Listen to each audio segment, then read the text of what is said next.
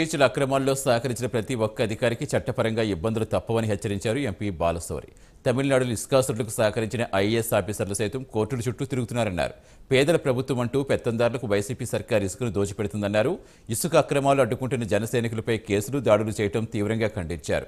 తాను దమ్మున్న నాయకుడిని అవసరమైతే కర్ణాటక నుంచైనా పోటీ చేస్తానంటున్న ఎంపీ బాలశౌరితో మా Guntur correspondent Ravikrishna face to face.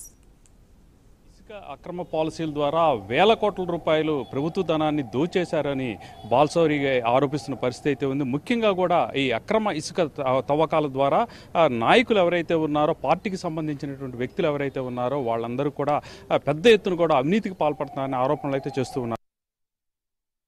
Balashowry ఉన్నారు. సార్, ఏ విధంగా ఈ అక్రమ తవ్వకాలు జరుగుతున్నాయి?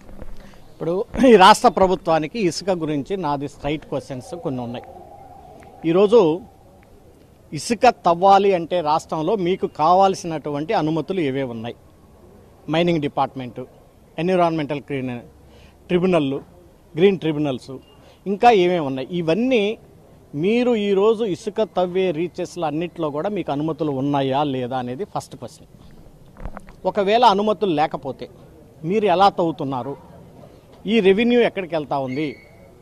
ఇది క్యాష్ రూపంలో వెళ్తూ ఉంది.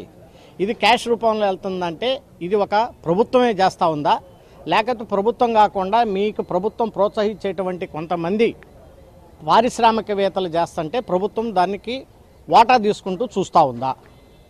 మొన్న తమిళనాడులో ఒక 5 జిల్లాలో ఇదే రకంగా ఇసుక అక్రమంగా జరుగుతూ ఉంటుంటే ఈడీ ఎన్ఫోర్స్మెంట్ డైరెక్టరేట్ వాళ్ళు మొత్తం శాటిలైట్ ద్వారా, సర్వే ద్వారా, అలాగే డిఫరెంట్ ఇమేజెస్ టెక్నాలజీస్లు ఉపయోగించి వాళ్ళు మొత్తం ఇన్ఫర్మేషన్ తీసుకొని దాదాపు 4,700 కోట్ల రూపాయలు రావాల్సినటువంటి ఆదాయాన్ని ఓన్లీ 39 కోట్లే చూపించింది ఈ రాష్ట్ర ప్రభుత్వం అని చెప్పేసి ఈడీ 5 కలెక్టర్ల మీద కేసు ఫైల్ చేసింది. అదే రకంగా ఈరోజు ఆంధ్రప్రదేశ్లో కూడా అదే నడుస్తూ ఉంది. ఈరోజు దాదాపుగా మనకు రావాల్సినటువంటి రెవెన్యూ నెలకి 150 కోట్ల రూపాయలు ఎంత ఉంటే అది క్యాష్ రూపాన డిఫరెంట్ పాకెట్లోకి వెళ్ళిపోతూ ఉంది. దీన్ని డెఫినెట్గా సమాధానం చెప్పాల్సినటువంటి అవసరం ఉంది. ఈడీ చూస్తూ ఉంది, సిబిఐ చూస్తూ ఉంది, అలాగనే ఇన్కమ్ ట్యాక్స్ వాళ్ళు చూస్తూ ఉన్నారు, స్పెషల్ ఇన్వెస్టిగేషన్ వాళ్ళు చూస్తూ ఉన్నారు. తమిళనాడులో తరహాని 5 కలెక్టర్ల మీద ఏ రకంగా అయితే కేసు నమోదైందో ఆంధ్రప్రదేశ్లో ఉన్నటువంటి ఎన్ని రీచెస్, ఎన్ని డిస్టిక్ కలెక్టర్లు ఉన్నారో దాదాపు 8, 9, 10 ఆ కలెక్టర్ల మీద కూడా డెఫినెట్గా ఈ కేసు నమోదు అయ్యేటువంటి ఆస్కారం ఉంది నాకు తెలిసినంతవరకు. మీరు అనుకుంటారు ఈరోజు రీచెస్ దగ్గరకు పోయి జన సైనికులో, లేకపోతే ఆ స్థానిక ఉన్నటువంటి సర్పంచో, లేకపోతే స్థానికంగా ఉన్నటువంటి సొసైటీ అధ్యక్షుడో, స్థానికంగా ఉన్నటువంటి లేకపోతే జడ్పీటీసీయో, ఎంపీపీఓ వెళ్ళి ఒక వీడియో తీసుకుందాము లేదా ఒక ఫోటో తీసుకుందాము అని చెప్పేసి వాళ్ళు ప్రయత్నం చేస్తే మీరు పోలీసుల చేత వాళ్ళని కొడతా ఉన్నారు అక్కడికి రానికుండా.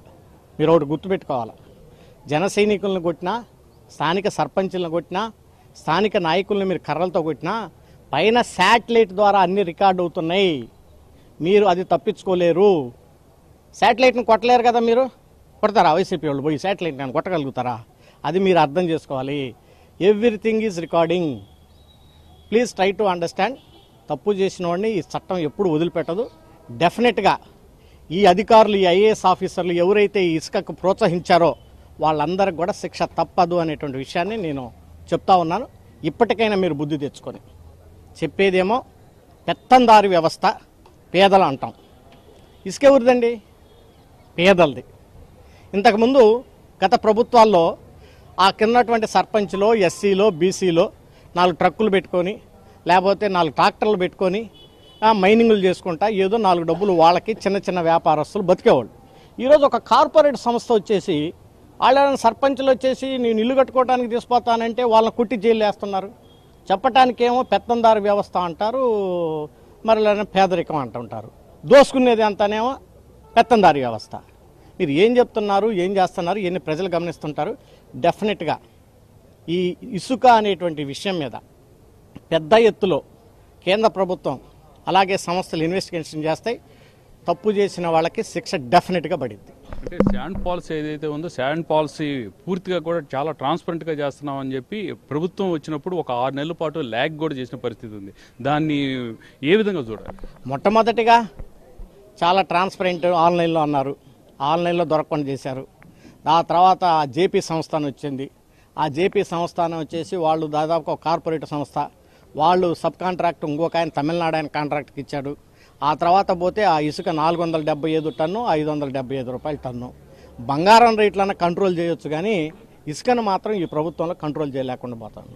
అంటే ఇప్పుడు మీ మీద పేరు నాని అయితే మీరు అక్కడ నుంచి ఇక్కడికి, ఇక్కడి నుంచి ఇక్కడికి షిఫ్ట్ అవుతూ ఉన్నారు అని చెప్పి ఆకులు చవాకులు పోయిన పరిస్థితి అయితే ఉంది. దీన్ని ఏ విధంగా ఒక ఎంపీగా ఒక పార్లమెంట్ కాకుండా వేరే పార్లమెంట్లో చేయాలంటే దమ్ము ఉండాలి ఫస్ట్. ఈ రాష్ట్రంలో పివి నరసింహరావు గారు 3 చోట్ల నుంచి కంటెస్ట్ చేశాడు. నెదురుమల్లి జనార్దన్ రెడ్డి గారు 3 చోట్ల నుంచి కంటెస్ట్ చేశాడు. బాలశౌరి గారు నేను 4 చోట్ల నుంచి కంటెస్ట్ చేశాను. అది బీ ఫారం ఇచ్చేటువంటిది పార్టీ అధ్యక్షుడు ఇస్తాడు. బీ ఫారం ఆయన నీకు బీ ఫారం పలానా చోట పోయి కంటెస్ట్ చేసి ఆ దమ్ము నాకుంది, ఎక్కడ కావాలంటే అక్కడ కంటెస్ట్ చేస్తా. నువ్వు కొంతమంది మాట్లాడుతుంటారు పక్క వార్డులో పోయి ఎంపీటీసీకి కంటెస్ట్ చేయలేరు, పక్క కాన్స్టిట్యున్సీలో పోయి చేయలేరు. సో ఒక పార్లమెంట్ సభ్యుడిగా ఇక్కడే కాదు, నన్ను కర్ణాటక పోయి చేయమన్నా చేస్తాను. నేను భాష మాట్లాడగలను, అక్కడ పోయి కూడా చేస్తాను. అంటే ఇప్పుడు ఒకటే చెప్తున్న విషయం ఏంటంటే, ప్రధానంగా చెబుతున్న విషయం ఇక్కడ ఏదైతే మొత్తానికి ఈ ఇసుక పాలసీ ఏదైతే ఉందో, ఇసుక పాలసీ మాత్రం చాలా దారుణంగా ఉన్నది. అదేవిధంగా కూడా ఇసుక పాలసీకి సంబంధించి వందల కోట్ల రూపాయలు, వేల కోట్ల రూపాయలు ప్రభుత్వానికి సంబంధించి నిధులైతే కొల్లగొట్టడం జరిగింది. వీళ్ళందరి మీద కూడా కేసులు త్వరలోనే పుటప్ చేస్తామని చెప్తున్నారు. అదేవిధంగా కూడా శాటిలైట్కి సంబంధించినటువంటి ఫుటేజెస్ అన్నీ ఉన్నాయి. దాని ద్వారా ఇసుకకి సంబంధించి ఏది కూడా జరిగినటువంటి అవినీతి ఏదైతే ఉందో దాన్ని తొలగించే ప్రసక్తి ఉండదు. కంపల్సరీగా కూడా అధికారులు ఎవరైతే సహాయపడుతూ ఉన్నారో ఇప్పుడు ఉన్నటువంటి ప్రభుత్వానికి, వాళ్ళందరూ కూడా తప్పనిసరిగా కూడా చట్ట ప్రకారం శిక్షించే రోజు త్వరలోనే ఉందని తెలియజేస్తున్నారు. కెమెరా పర్సన్ ఉదయ్తో రవికృష్ణ, ప్రైమ్9 న్యూస్, గుంటూరు నుంచి.